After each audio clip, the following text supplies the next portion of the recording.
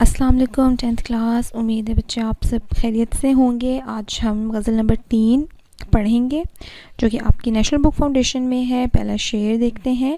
کم ابھی گرچہ رسم و راہ نہیں، اب وہ پہلی تیری نگاہ نہیں. فراق گورکھپوری کی ہے یہ غزل. اس میں پہلے شعر میں جو کہ غزل کا مطلع ہے، دونوں مصرے اس کے ہم قافیہ اور ہم ردیف ہیں. اس میں شاعر کہتے ہیں، محبوب سے مخاطب ہیں. محبوب سے شاعر کہہ رہا ہے کہ بے شک تم نے تعلقات میں کمی نہیں کی. کم ابھی گرچہ رسم و راہ نہیں، ابھی تمہارے جو میرے ساتھ تعلقات ہیں تم نے وہ برقرار رکھے ہوئے ہیں، ان میں تم نے کمی. رسم و راہ کہتے ہیں ملاقات کو، تعلق کو، جان پہچان کو. تو شاعر کہہ رہا ہے کہ ابھی تم نے جان پہچان ختم نہیں کی. ابھی ایسا وقت نہیں آیا کہ تم مجھے دیکھ کے مجھ سے منہ موڑ لو یا اجنبی ہونے کا احساس مجھے دلاؤ کہ جیسے تم مجھے جانتے ہی نہیں ہو. تم مجھ سے ملاقات کرتے ہو، ہمارا تعلق ابھی قائم ہے. دوسرے مصرے میں شاعر بتا رہے ہیں لیکن وہ پہلی تیری نگاہ نہیں. یعنی شاعر کہتا ہے کہ محبوب سے کہ تم مجھ سے ملاقات تو کرتے ہو، رسم محبت تو نبھا رہے ہو، مگر تمہاری آنکھیں محبت کا پیغام نہیں دے رہی. تمہاری آنکھوں سے محبت جھلکنا ختم ہو گئی ہے. پہلے تمہاری نگاہیں اس بات کا ثبوت دیتی تھیں کہ تم محبت سے اور وفا سے مل رہے ہو، لیکن اب وہ بات نہیں رہی.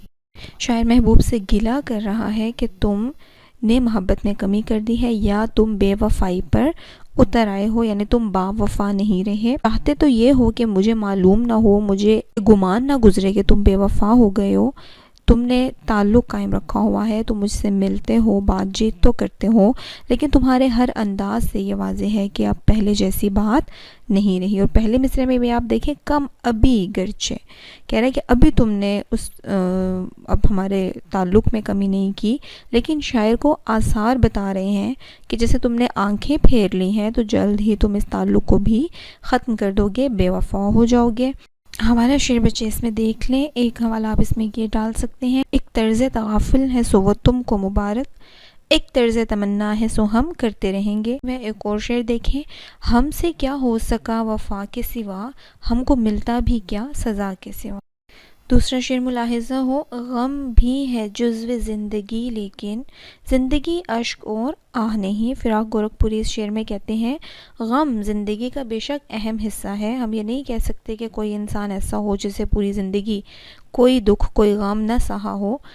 غم زندگی کا حصہ ہے. زندگی غموں اور خوشیوں کا مرکب ہے، ان سے مل کر بنی ہے. جزو زندگی زندگی کا حصہ ہے، لیکن ایسا نہیں ہے کہ پوری کی پوری زندگی ہی اشک اور آہ یعنی غم سے بھری ہے. شاعر کہتا ہے زندگی دکھ، غم اور کرب و ملال کا نام نہیں ہے، بلکہ اس میں خوشیاں بھی موجود ہوتی ہیں. تو شاعر اس شعر میں انسان کو حوصلہ دیتے ہوئے کہتا ہے، انسان کی ہمت بندھاتے ہوئے کہتا ہے کہ اگر کوئی مصیبت اور پریشانی آ جاتی ہے اس میں انسان کو صبر کرنا چاہیے. اس میں آپ ایک کوٹیشن بھی لکھ سکتے ہیں القرآن حوالہ دیکھ کے، ان اللہ مع الصابرین، بے شک اللہ صبر کرنے والوں کے ساتھ ہے. تو شاعر یہاں یہ درس دے رہا ہے کہ اگر کوئی مصیبت اور پریشانی آ جاتی ہے تو انسان کو صبر کرنا چاہیے. واویلا کرنے سے یا خدا سے شکوہ کرنے سے کچھ حاصل نہیں ہوگا، کیونکہ زندگی میں غم آتے ہیں گزر جاتے ہیں، اسی طرح خوشیاں بھی آتی ہیں اور وہ گزر جاتی ہیں. اچھا، ایک اور پوائنٹ بچے اس میں آپ ایڈ کر سکتے ہیں، اسی کو مزید آگے لے کے چلیں تشریح میں، کہ شاعر کہہ رہے ہیں کہ انسان کو جو غم ہے وہ مضبوط بناتا ہے، جبکہ خوشی میں انسان کچھ سیکھتا نہیں ہے، وہ صرف انسان کو لطف اندوز کرتی ہے. جبکہ غم، مصیبت، پریشانی، کوئی امتحان وہ انسان کو مضبوط بناتا ہے، حالات سے لڑنے کی طاقت عطا کرتا ہے. اسی سے ریلیٹڈ شعر آپ اس کے حوالے میں لکھ دیں، رنج سے خوگر ہوا انسان تو مٹ جاتا ہے رنج، مشکلیں اتنی پڑی مجھ پہ کہ آساں ہو گئیں. ایک اور شعر دیکھیں، زندگی جبر مسلسل کی طرح کاٹی ہے، جانے کس جرم کی پائی ہے سزا یاد نہیں. یہ شعر بچے ابھی ہم آگے شعر نمبر 3 پڑھیں گے، اس کے حوالے میں بھی آپ لکھ سکتے ہیں اور شعر نمبر 2 کے حوالے میں بھی لکھ سکتے ہیں. لیکن شعر نمبر 2 کے حوالے میں یہ ڈائریکٹلی نہیں آئے گا، تھوڑا انڈائریکٹ ہے، مطلب آپ تھوڑا سا تشریح کو اس طرف لے کر جائیں گے پھر آپ یہ شعر ڈال سکتے ہیں. لیکن جو پہلے میں نے شعر لکھا ہے وہ ڈائریکٹ اس کے حوالے میں آئے گا. شعر نمبر 3، موت بھی زندگی میں ڈوب گئی، یہ وہ دریا ہے جس کی تھا نہیں. اس میں استعارہ استعمال کیا ہے شاعر نے دوسرے مصرے میں. موت کا ذکر کرتے ہوئے فراق گورکھپوری کہتے ہیں کہ موت بھی زندگی میں ڈوب گئی، یعنی شاعر کہتا ہے کہ موت ایک تلخ حقیقت ہے، اٹل حقیقت ہے، اسے ہم جھٹلا نہیں سکتے، یہ دنیا مومن کے لیے قید خانہ ہے۔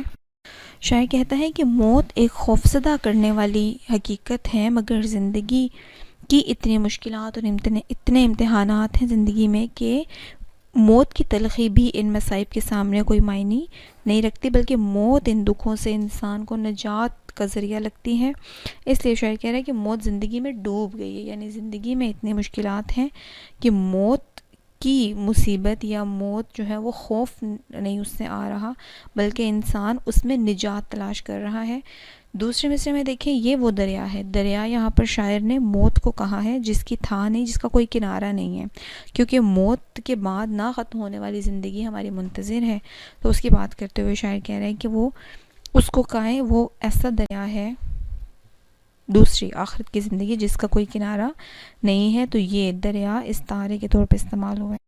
اس میں بچے آپ ایک کوٹیشن یہ لکھ سکتے ہیں جو کہ حدیث کے الفاظ ہیں، یہ دنیا مومن کے لیے قید خانہ ہے، آپ صلی اللہ علیہ وآلہ وسلم نے فرمایا، یہ حدیث ہے، یہ لکھ سکتے ہیں۔ اس کے بعد آپ حوالہ شعر میں یہ لکھیں گے جو پہلے ابھی میں نے شعر نمبر 2 کے حوالے میں بولا تھا، شعر: زندگی جبر مسلسل کی طرح کاٹی ہے، جانے کس جرم کی پائی ہے سزا یاد نہیں۔ ایک اور شعر لکھیں گے: زندگی اپنی جب اس مشکل سے گزری یا رب، ہم بھی کیا یاد کریں گے کہ خدا رکھتے تھے۔ تو شاعر کیا کہہ رہے ہیں کہ زندگی میں نے اتنی مصیبتیں، غم اور پریشانیاں برداشت کر لی ہیں کہ اب موت مجھے تکلیف دینے لگتی یا موت مجھے پریشان نہیں کرتی، کیونکہ مجھے جینے کی آرزو نہیں رہی۔ ایک اور شعر ہے: زندگی ہے یا کوئی طوفان ہے، ہم تو اس جینے کے ہاتھوں مر چلے۔ شعر نمبر 4 ہے: یہ دنیا عمل کی جولاں گاہ، میں کدا اور خانقاہ نہیں۔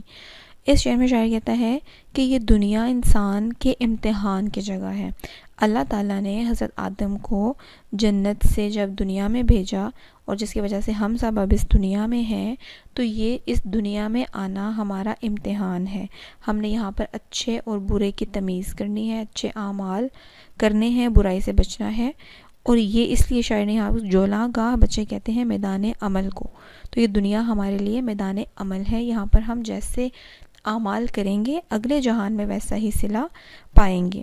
اب دوسرے مصرعے میں شاعر بتا رہا ہے کہ یہ عمل، میدان عمل کس طرح سے ہے، یہ میکدہ اور خانقاہ نہیں ہے۔ میکدہ کہتے ہیں شراب خانے کو، شاعر کہتا ہے یہ دنیا، یہ زندگی بالکل ایسے نہیں ہے کہ آپ گناہوں میں گزار دیں۔ میکدہ یعنی شراب خانہ، لطف اندوز ہونا، اپنے نفس کی پرستش کرنا، نفس کے پیچھے چلنا، ضمیر کو سلا دینا اور شیطان کی راہ پر چلنا، یہ سب اس زندگی کا مقصد نہیں ہے کہ انسان اپنی خواہشات یہاں پوری کرتا رہے۔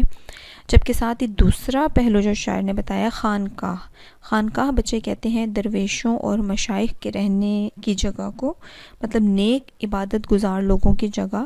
تو شاعر یہاں پر یہ بتا رہا ہے، جیسا کہ آپ کو پتہ ہے کہ اسلام میں رہبانیت کو ناپسندیدہ قرار دیا گیا ہے، رہبانیت منع ہے کہ انسان ترک دنیا اختیار کر کے دنیا والوں سے تعلق توڑ کے پہاڑوں میں یا جنگلوں میں چلا جائے اور وہاں خدا کی عبادت کرتا رہے، تو یہ اللہ تعالیٰ نے دین اسلام میں منع فرمایا، ٹھیک ہے۔